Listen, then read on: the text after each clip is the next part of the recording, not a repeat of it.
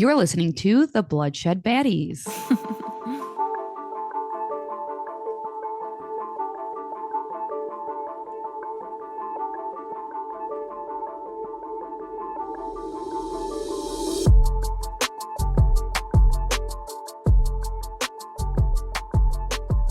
Hi, I'm Lex.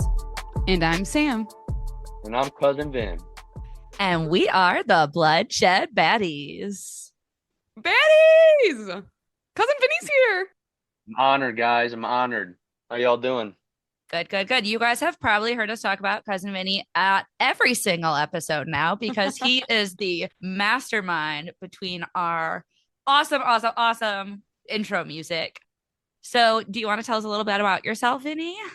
Yeah, that's me. I make the intro music for the baddies. I'm Cousin Vin. Vinnie Pelleoni's my real name. I use the Cousin Vin, it's just that catchy thing that we do or whatever. But I've been making music for a little while and I'm starting to work on a new album and stuff, so I'm excited to release that to the world. Yeah, I'm your cousins. I mean, He's our actual cousin. I'm Sam and Lex's actual cousins, so yeah. Did you see I'm wearing your merch? Oh my Lord, Sam. Thank you so much. That's awesome. Are we getting new merch on this new music album? We are, yeah. This year's been kind of crazy. It's just like a lot of moving around and stuff, and I stepped away from the music for a little while. So, I've been working on a lot of stuff and I'm gonna release a project with merch and do the whole thing. But I moved to North Carolina actually a few months ago. So it's been quite the experience down here. I've been down here for 2.5 months. And then I'm moving to Alaska in a few weeks for a seasonal job. So I've been kind of all over the place 2025 so far. So the music has been put on pause, but I have a lot of songs that I've been working on and I'm gonna do it all. So when the time's right. Yes. Question about the new album. Do we have songs like Stranger Thing from your last album? Or is it back to primarily like rap? Uh Primarily rap, I'd say. That last one was strictly for Sarah, who passed away last year. So yeah, I just kind of made that like over the span of a few weeks before me and my brother headed out for a long journey on a bike trip. So I released that and then didn't even go back to the music for a while. So that was for her. But this is like something that's been kind of in the works for like probably 2 to 3 years now, probably since the first kind of project I've released or whatever. So I'm very excited for you guys to hear it, and I appreciate you guys being my number one and two fans, I'd say, right? Yeah. I'm number one, Lex. I can't argue today just because you did have the foresight to wear your indigo hoodie, even though mine is right there. Yeah, right. You're right. Okay, so I do have a question for you, Vinny. Who is your biggest rap inspiration? To be honest, I don't even listen to rap anymore. Uh, I don't like these days. I don't even really listen to a lot of rap. But growing up, it was like, and throughout high school and college, it was definitely like J. Cole, Mac Miller, Kendrick Lamar, guys like that. A lot of the new school guys.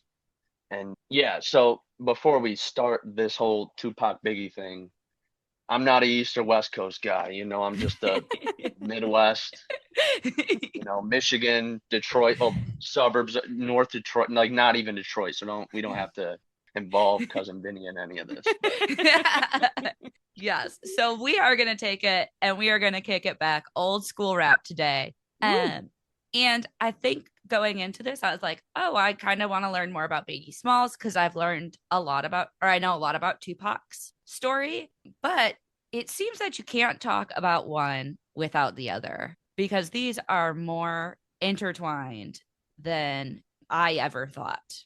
So, one of my biggest resources I used was there is a documentary called Murder Rap Inside the Biggie and Tupac Murders. It was released in 2015. So, a lot of that comes from that. And the rest will be linked.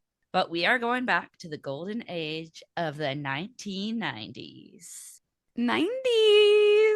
Yes. So, on the West Coast, Suge Knight was the king of the West at Death Row Records, while Puffy Combs ruled the East at Bad Boy Records. So, as Vinny alluded to, and as if you don't know, there was a huge rivalry between these two record labels at this time. In November of 1994, before Tupac was signed to a record label, he was actually beaten and shot during a robbery at a recording studio in New York. Before he was signed? Yes. Puffy and Biggie happened to be in the same building where this happened. So Tupac believed that his friends had set him up. In reality, they had nothing to do with it. So the very next day, after being shot and beat up, Tupac had to go to court for a sexual assault case, and he got sentenced to prison time. So this is where the rivalry kind of really heats up. A couple months later, in February of 1995, Biggie releases a song called Who Shot You? Taunting Tupac's shooting. I mean, bro. This is bad. Yeah. It's not a great start. We're going to fast forward a little bit. And in August of 1995, Suge Knight is at an award show and he publicly disses Puffy on the stage. Woo.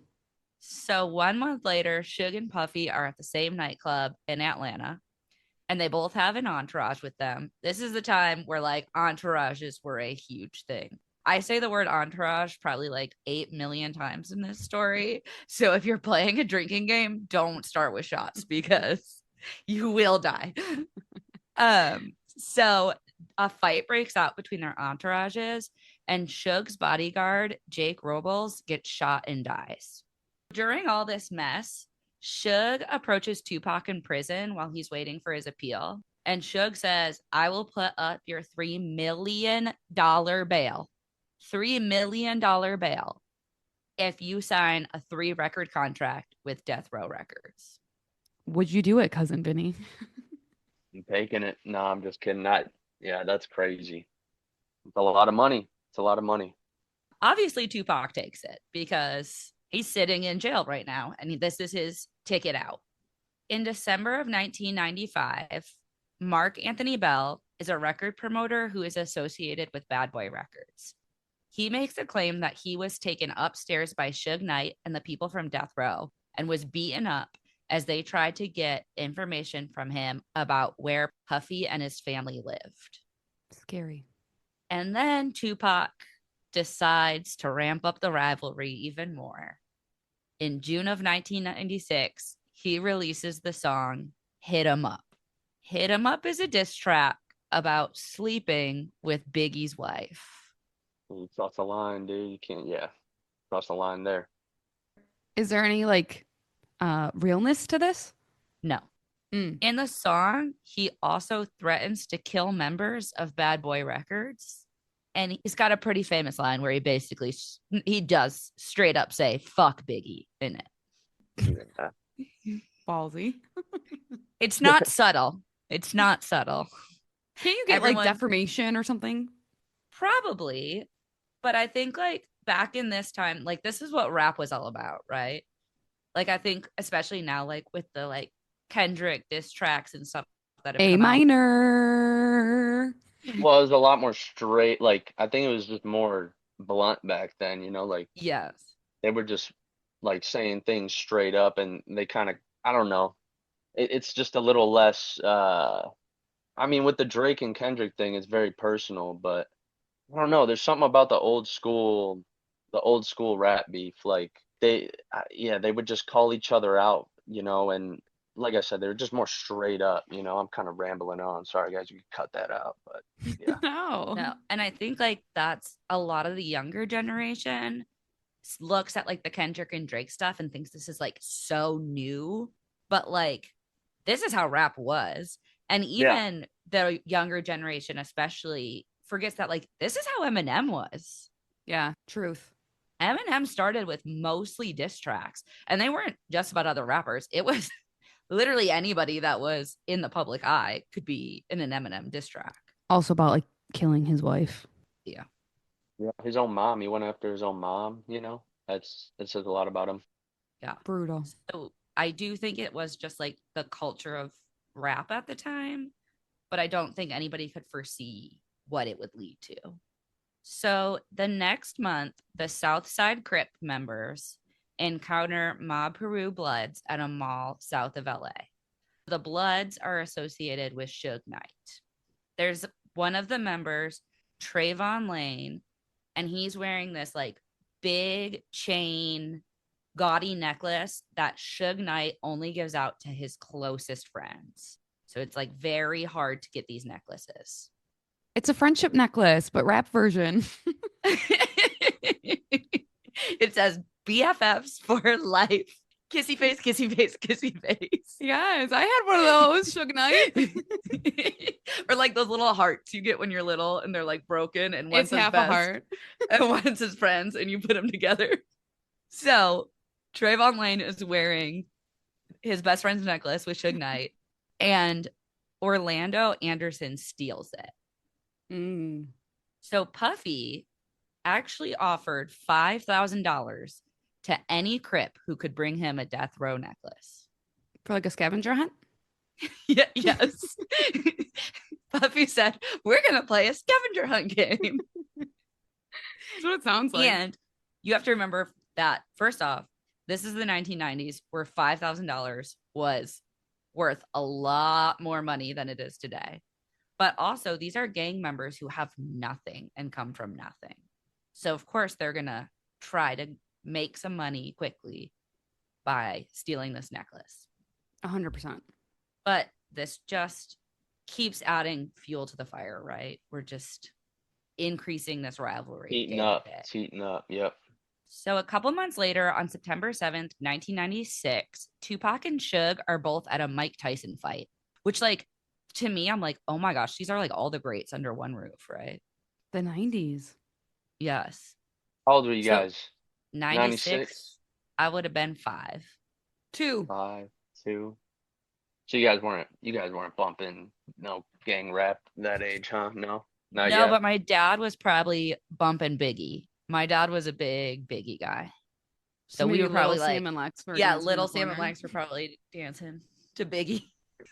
You weren't even born yet, were you, Vinnie? No, I'm 98, so I just missed it. Not You weren't thought even of. a twinkle in your mother's eye. I know. Thanks, Mom. Missing one of the most entertaining eras of rap. Thanks. Come on, Auntie. Yeah. So an altercation happens with some Crip members and they start yelling at Suge, "You think you're untouchable." So Suge responds with, "That's because I am." The Crips threaten back, "You can be touched." Threat. Yeah. It's very ominous. Ominous. As Suge and Tupac start to leave, they encounter Orlando Anderson, who was the guy who stole the necklace. Mm. This is all on video in a casino. So, like, you can watch this video. It's in the documentary. Trayvon Lane whispers into Tupac's ear. I'm guessing he's like, "There's Orlando. He stole my necklace." And Tupac attacks Orlando. So all of a sudden, the whole entourage joins in and security comes. So they like book it. But everybody now, like, they've brought attention to themselves. Everybody now is like, "Oh my God, that's Tupac." And like crowds of people gather and start following him out of the casino. Messy, messy. So Tupac returns to his hotel and he meets up with his girlfriend, Kidada Jones. He's like, "Hey, girl, it is way too dangerous to go out tonight. I'm going to need you to stay at the hotel." And then him and Suge end up going to the 662 Club. Tupac was going to perform a song at the 662 Club. Suge and Tupac ride in a car together, and security rides in a separate car behind them. And then their entourage is there. So all in all, they have 6 vehicles in this entourage. On the way there, Suge is pulled over for his music being too loud. This kind of draws attention to the fact that Suge and Tupac are there, because as they're pulled over on a Las Vegas, like the middle of the Las Vegas Strip, everybody's like, "Oh my God, that's Suge Knight and Tupac in that car." Like all the attention's on him. Mm-hmm. Yes. I have a dumb question. I didn't know you could get pulled over for your music being too loud. That's a thing? That was a myth. Well, it happened. That was a myth. I was scared of doing. I thought that was a lie or whatever. Yeah, people Yeah, have that those our like parents told us. bases though that like like shake your whole body. Let me Google it real fast. Can Yeah. you? I guess it's maybe because the ambulance thing, huh? You can't hear an Mm, ambulance coming down the road or whatever. Is that what it is? that could In be. general, you cannot be pulled over solely for playing music too loud. However, if a police officer has reason to believe your music is causing a distraction or a disturbance, they can issue a ticket for excessive noise. There we go. And I mean, this was back in the 90s. There's two black rappers in a car bumping music. I'm sure Las Vegas police weren't happy about that. Yeah. Keep it down, kids. Keep it low. Direct quote from the cops. As they're kind of leaving that area after the police leave, a white Cadillac pulls up along Suge's vehicle. Someone leans across the car and shoots into the car 9 times, hitting Tupac 4 times. Frank Alexander, his bodyguard, jumps out, but Suge makes a U-turn and starts to drive away, but he ends up hitting a median and blowing out his tires. Tupac is eventually transported to the hospital, and 6 days later, he died from his injuries. Awful. Many people assumed that the shooter is Orlando Anderson, but you have to remember you're dealing with people who are rappers and people who are associated with gangs and people who are actually in gangs. So Suge and his crew, they will not cooperate, so the police can't build a case. I guess like culturally I get it because I know that is the culture of a gang, but like if that was my friend, I feel like I would, I don't know. That's hard. I think there was I don't know, Patrick Bet David is, but if either one of you know who that is, but he's a big podcaster and he just had Suge Knight on, I think like recently. And like Suge Knight was kind of talking about how he wouldn't speak because he wanted to get like he think they deserve street justice instead of just like the cops Mm, kind of, you know what I'm saying? Like that's the Mhm. mentality of a lot of those guys. So it's interesting to think about. But no, that makes a lot of sense. So Suge Knight actually ends up violating his parole for being in a fight, and he ends up in prison for the next 5 years, which sends the Bloods and the Crips into a gang war. We are like now in straight up gang war. And with Suge in prison, Biggie starts to come back to California to produce his album and start shooting videos. He's like, this is my chance to take over the West Coast, basically. On March 7th, 1997, Puffy and Biggie present an award in LA, and there is a mix of cheering and booing from the crowd Mm. because remember, LA, not their turf. They shouldn't be there. The next day, Biggie is on the phone with his mom, and his mom is really worried about his security. She's like, you don't have enough security out there. You shouldn't be on the West Coast. I don't understand. And Biggie's like, don't worry, mom. I got this. Everything is okay. So that night, Biggie, along with Puffy, heads to a party at a place called the Peterson. There was a lot of celebrities invited to this party. It was going to be a pretty big party. But unfortunately, double the amount of people that they thought showed up. And there was only 10 security guards there. So again, there's some footage of this. And there's a lot of people who are stuck outside because the Peterson is now full or they weren't invited, but they're there to see the party. So outside the place starts to get really crazy. The police end up getting called and the fire marshal comes to shut it down. But it takes a while for the fire marshal and the police to get there and to actually shut it down. But around midnight, they start to shut it down. And Puffy and Biggie were like, we're ready to go anyway. But it's so crazy and it's so busy that it takes them 40 minutes to get to their cars. Oh my gosh. They get down to like the valet area and they're waiting for their cars. And some of the people in Biggie's entourage notices what they call suspicious people. Biggie ends up getting into the front seat of a car and G Money Young is driving. They have 3 cars in the entourage with Biggie in the middle. While they're driving, a driver pulls up alongside and starts shooting into Biggie's car. He was shot 4 times. The SUV that was following Biggie's car, so remember Biggie's the middle one in the entourage, they call 911. You can listen to the emergency calls on the documentary. They're crazy. They're like, don't really know what's going on. They're screaming. The car is following because G Money starts taking Biggie to a hospital. So the car is following, and the dispatcher is like, stay where you're at. We'll send an ambulance to you. And they're like, no, the car's moving. Like, you got to come to us. And it's just kind of very messy. And at 1:15 a.m., he is declared dead. The doctor said that he was most likely dead shortly after he was shot. So quick. Wow. So this is in March of 1997. And remember, Tupac dies in September of 1996. So very quickly, we've lost two of the world's biggest rappers. And they were both shot 4 times, right? I just realized that as I said it out loud, and that is very weird. That's wild to me. Yeah, wow. Biggie's death starts to be investigated, but the LAPD is hit with a lot of scandals at the time. So there's this investigator named Russell Poole who develops a theory that there were dirty LA cops working for Suge Knight, and they were the ones who murdered Biggie. Cops? Yes. So they were saying that there's an officer, David Mack, who had a friend named Amir Muhammad, and they were the ones who did this murder. And he comes kind of the LAPD and is like, this is what's happened. And the LAPD is like, no, sir, it's not. And so he's like, it's a cover up. LAPD is covering it up. And then he's quickly transferred off the case, and he leaves the force and writes a book and is in documentaries, and he gets the whole public on board with this theory that it was dirty LA cops. Wow. Biggie's mom files a wrongful death lawsuit, which was worth up to $400 million because that's how much Biggie was worth. Remember, this is $400 million in the mid 1990s.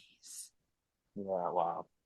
So now LAPD has a fire lit under their booty to solve the case, because if they can solve the case, it's not a wrongful death conviction. They won't have to pay $400 million out to Biggie's family. So now they have to solve this crime. So in May of 2006, they start a task force, and they involve the FBI and the DEA. So they do go back and look at this theory that investigator had, that David Mack, the police officer, was involved. Now, David Mack has some red flags. He did rob a bank. A police officer. Yes. This was later though, right? Yes. He also had a shrine to Tupac. Oh, like maybe he was an obsessed fan. Yeah. He also had a very similar car to the shooter at that time. Same car, right? Yeah. However, they dismiss this theory because there's literally nothing connecting him to Biggie's killing. I feel like those are really odd coincidences, though, if they are coincidences. They are. I'll tell you right now, they are. I have a question.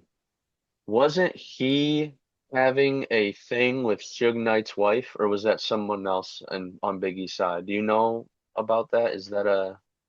I think there was like a big thing about that. I don't know if it was Mac or someone else on the East Coast having a thing with Suge Knight's wife. Yes. Okay. The police officer. Yeah. I can't remember. It might be him. And that car is hers or whatever. That's how they connected it or whatever, there was some crazy connection, I think. I could be wrong. No, I think you're right. That is a very messy situation. So how is this Podcast or the story? Oh. Both. But I'm just saying, like, how does he get let out if all of these things, yeah, they're circumstantial, but don't make sense to me.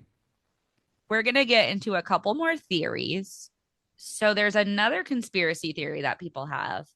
Outside, when it was getting crazy, outside the party, 30 minutes before Biggie was shot, there was a shooting outside in that crowd.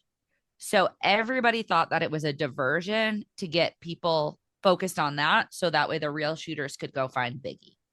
This theory was disproven. Orlando Anderson and Trayvon Lane were also theorized as to possibly being the killers. However, nobody's cooperating, so they like really cannot get any information about any of these people. And like Cousin Vinny said earlier, like I'm sure the way that they grew up, the way that they're in gangs, they want the streets to Handle it or whatever. yeah, to handle it. So it's handled in their way, the right way, because they need You more can call me, justice than you can just call me Vinny too, Sam. That's fine too, or whatever. you're my cousin Vinny. Michael Little Owl Dowroo, is the name, was a Crip, and he was a friend of Anderson's who was actually in jail for the shooting that killed Orlando and two others. Orlando ends up getting killed later on in an unrelated shooting. And he started saying like that Suge Knight hired the Crips to kill Biggie. And he's got all these theories and everybody's listening to him while he's in prison. So they start monitoring his mail. And he's not the smartest guy in the whole world. And in a letter to his cousin, he says that he's giving fake information because he thinks it'll get him moved to a lesser security prison. So they Big mistake. automatically throw him out. Yeah. So then the cops move on to a guy named Keefe D. Keefe D was part of the Crips, and he was actually the uncle of Orlando Anderson. There's a lot of moving parts to this case, man. Yes. I was listening to some documentary last week. There's so much on both sides. There's so many faces and just crossovers. It's crazy. So back in 1997, Keefe was interviewed, but again, no one's talking, so there's not much information gleaned from it. So they try to contact him 11 years later, and he automatically lawyers up. Now, the DEA was already kind of onto Keefe and was investigating him because he was trafficking narcotics. So the cops get this great idea to hire this drug courier and use him to set up a drug sting on Keefe. So they basically plant all this stuff and do this huge sting on Keefe's narcotic operations. And they come to Keefe and they say, here's the deal that we can make you. You can come clean about the murder of Biggie, and we'll kind of clear you on all that kind of stuff. Or you can go to prison for life for this drug trafficking. And on top of that, all your family members that are caught up in this drug trafficking ring with you are going to prison as well. So Keefe's like, fine, I'll talk. And they make him a deal that nothing he says can be used against him unless they find out that he deliberately lied. So Keefe starts to talk about how Keefe actually asked Puffy if Puffy wanted extra security for him and Biggie that night. And Puffy was like, hey, the feds are on me. I can't be seen with you. And Keefe's like, okay, but there's Bad Boy Records guys. There's Bloods at this party. Like, it's not safe. And Keefe D says, I promise you, though, Biggie's murder was not us. But what I have to tell you is going to blow your fucking minds. Oh, boy. But He says that he met Puffy in 1993 through his friend Zip. Zip was from New York, and the Crips were supplying security services for the Bad Boy Records crew. Keefe claims that he's at a party that Puffy's at, and Puffy announces that he will give the Crips anything for the heads of Suge and Tupac. Puffy said this? Puffy said this. Keefe also says that him and Puffy are at a deli one time, and it's just the two of them. They're one-on-one. And Puffy said that he would pay $1 million for the heads of Suge and Tupac. what? I have not heard these details. So there was a rumor back after Tupac was killed, that Bad Boy Records had a contract where they paid the Crips $1 million, What he said he'd pay. claiming it was for their help with security stuff. I feel like this is so messy because there are like one, a lot of moving parts, two, famous people with money, security, and three, gangs that have resources to do some terrible things, right? So this is so insane. I didn't realize, I guess, how messy it was. So Keefe D is in Vegas the day before the Mike Tyson fight. Orlando Anderson, a guy named Terrence, and DeAndre Smith drive up to Vegas to meet with Keefe D, and they drive up in a white Cadillac, which is the same car. Same I was car. just gonna ask. After Tupac started beating up Orlando in the casino, Keefe says they immediately planned retaliation. Zip says, hey, this would be a really good time to take care of this thing. Thing being the hit out that Puffy has put out on Suge and Tupac. Hey, Zip gives Keefe D a gun. okay. So they know that Tupac is going to the 662 Club. So they go to the 662 Club and they're waiting in the parking lot, and they're waiting. But Tupac doesn't show up right away. Remember, they got pulled over. So there's this delay. And they kind of are like, fuck it, let's go to the liquor store, get some liquor. Some of the guys in the car are kind of getting nervous. Keefe jumps in the car. T Brown is driving. And then DeAndre Smith and Orlando are in the back seat. So they get their drinks. They're feeling a little bit better. And they set out to find Tupac. They find him because they had seen the car pulled over, and all of the fans on the side of the road, as they were getting pulled over by the police, are shouting, oh my gosh, it's Tupac and Suge. Oh my God, it's Tupac and Suge. And they're like, oh wait, there's Tupac and Suge.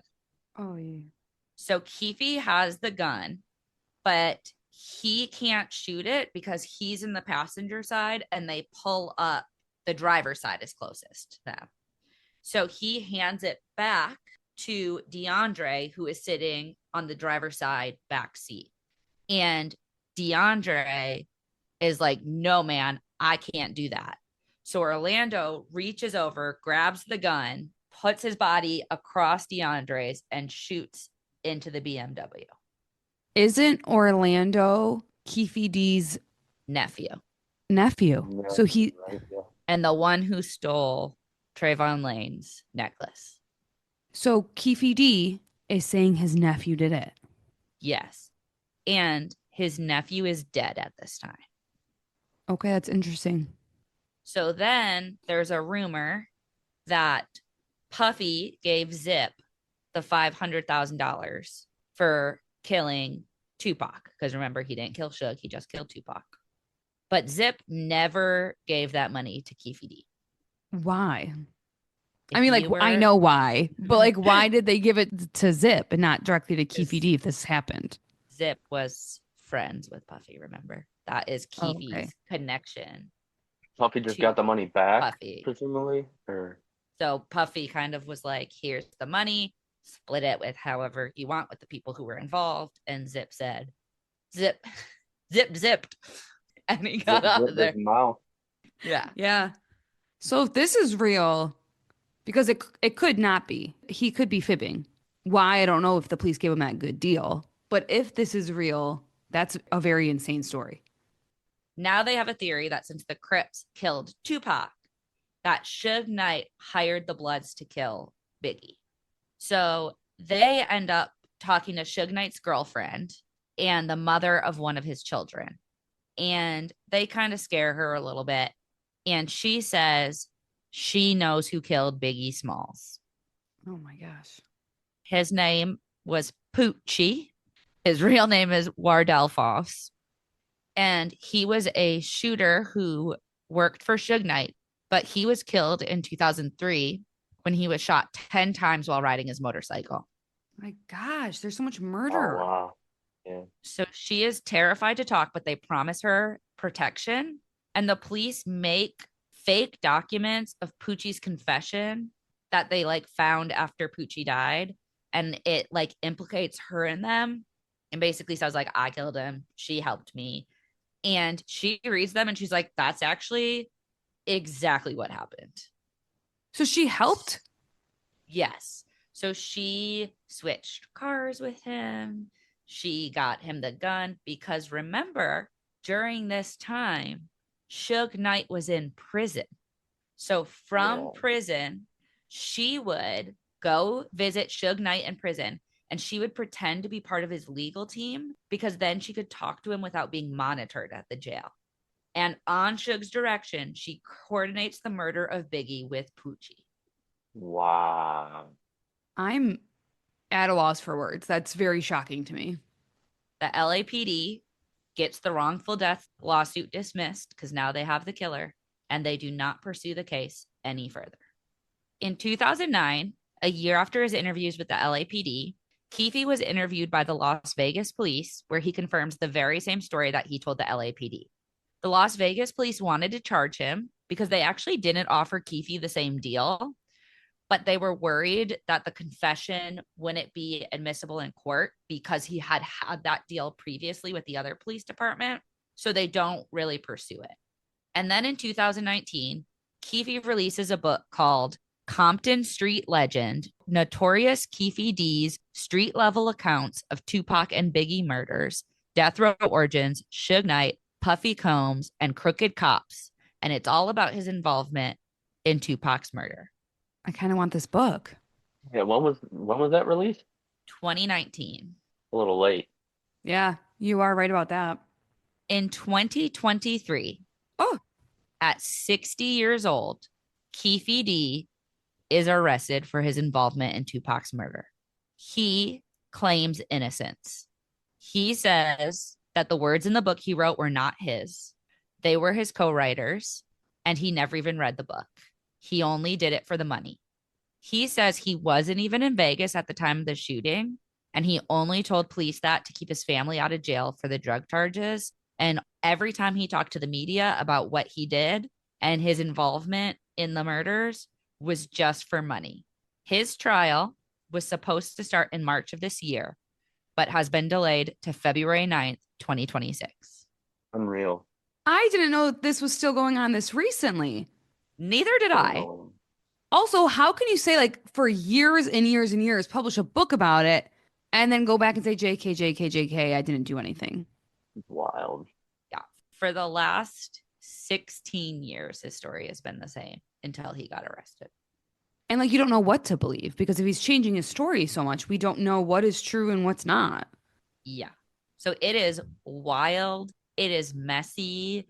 As someone who's like a little too young to remember all the ins and outs of this, but I've heard bits and pieces of this story over the years, it was super interesting to put it all together like this because I guess I didn't realize like how deep it went and how messy it was. So I have a question. How did Fifi's nephew die again? He was shot He was in shot. a different shooting. Okay, so that was like kind of uninvolved with.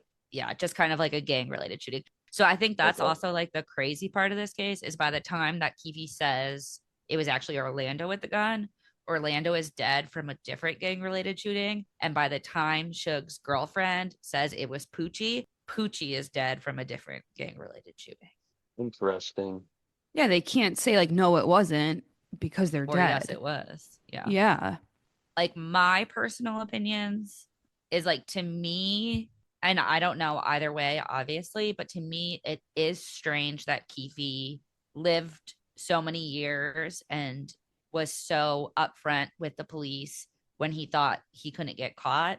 I don't understand why he would make up this story. I know he has it could keep me out of prison and my family out of prison, but also they were asking him about Biggie's murder, not Tupac's. He was the one who brought up all this stuff on Tupac. And a lot of it, because remember, they did have that we can't hold this against you unless we find out you're deliberately lying. And a lot of the parts of his story, they did check out, like when they checked out. And of course, like you can't tell for sure.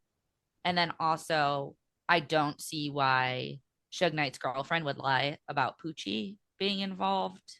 I just don't think she has a reason to lie. She was offered protection, and So, it also Ru- implicated Suge, so she's not protecting Suge. Russell Poole, the detective, he died, right? Like in the middle of all this. Was that true, or was it like, I think he died in maybe the late Yeah, 2000s. So he he was did. okay. I'm just thinking like these stories are changing. Like new people are getting onto the case, and like old kind of corruption from the LAPD is out, So like it's just interesting. Like maybe there were more corrupt cops involved, I don't know. Does that make sense? Yes, I think you're onto because something. yeah, because this was everything was dropped so easily. I feel like it was like, okay, they're not talking because they're gang members. So like, let's just forget about it. And now that there's new blood and new faces in this police force, a new task force, Yeah. they've actually attempted to get these people to talk and solve these cases.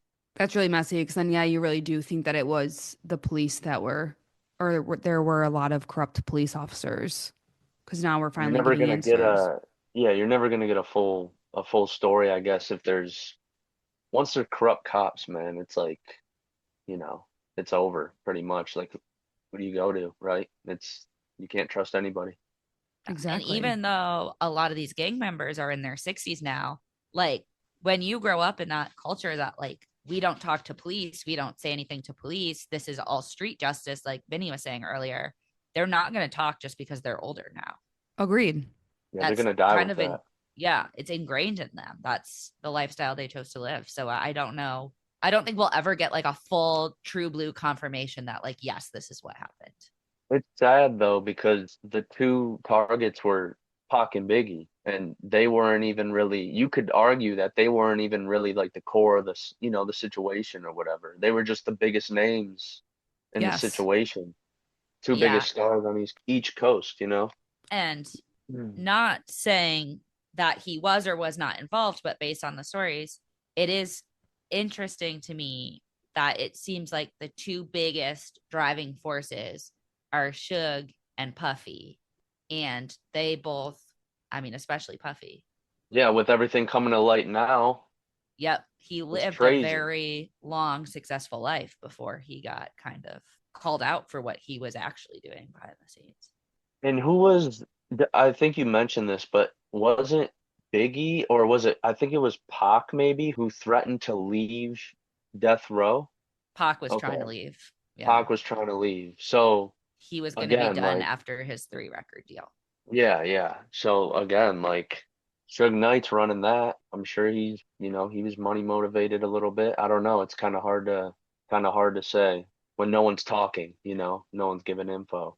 Yeah, and I feel like the industry can be so dark, like as we've just said, what's coming to light and things like that. So like things were probably going behind closed doors, going on about this argument and these fights and these killings and paying people, and it's just terrible. It's absolutely terrible. All, all over a necklace.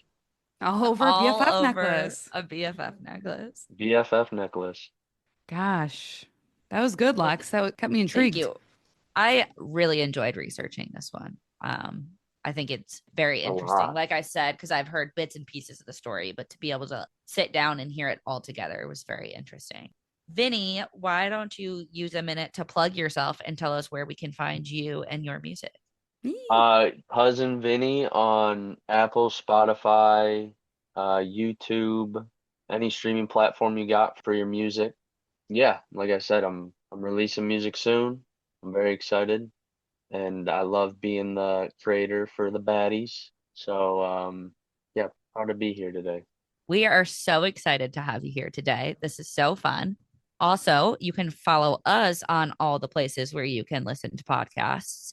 You can also follow us on Instagram, Facebook, TikTok, and YouTube at Bloodshed Baddies. Please don't forget to give us a nice review. That's very helpful. Send us an email with a case suggestion or a story to bloodshedbaddies@gmail.com. Intro music made by our guest today, Cousin Vinny. And before you tune in next week for our next episode, any last words, Vinny? Um, I love you guys, and I'm proud of you. Keep doing this.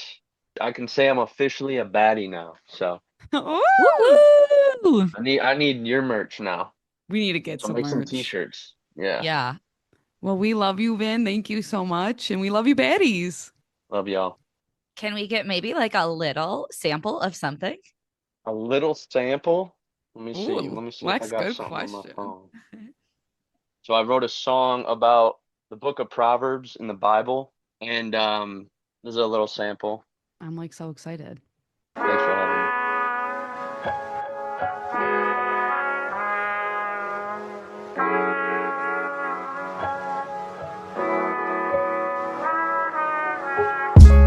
The Proverbs, chapter 1.